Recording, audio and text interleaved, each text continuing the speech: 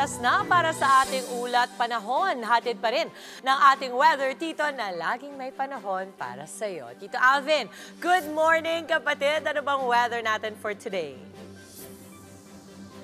Good morning Mama Dibs at good morning mga kapatid. Ulat panahon po tayo ngayong araw ng Huwebes. Magpapatuloy pa rin po ang mainit at malinsangang panahon.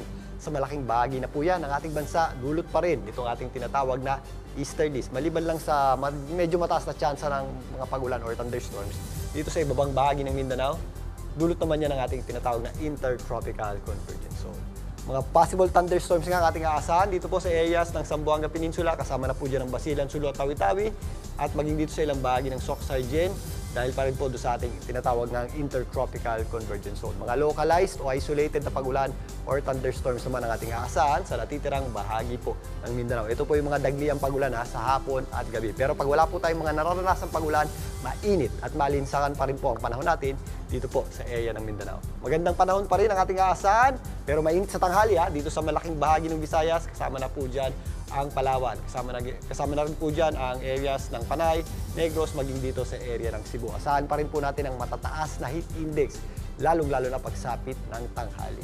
Ganoon din po ating aasahang panahon sa malaking bahagi ng Luzon, particularly sa mga areas na nasa Kapatagan at sa pagitan ng bundok. Kasama po dyan ang Cagayan Valley, may init po dyan, maging dito sa Ilocos Region, lalong-lalo na sa areas ng Central Luzon. At ito pong western section ng Calabarzon, yan pong areas ng Batangas at Cavite.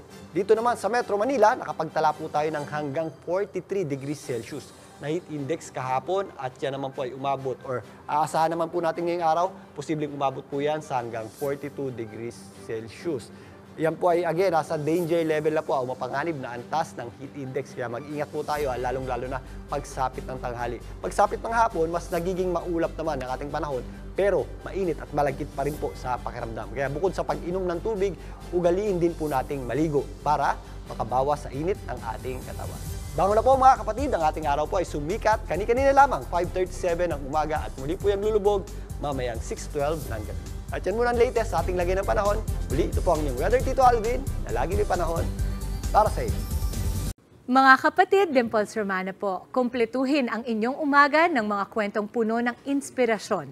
Salubungin po ang bawat araw ng may ngiti at pag-asa. Kaya't mag-subscribe na po at mag-follow na sa aming social media pages ng News 5.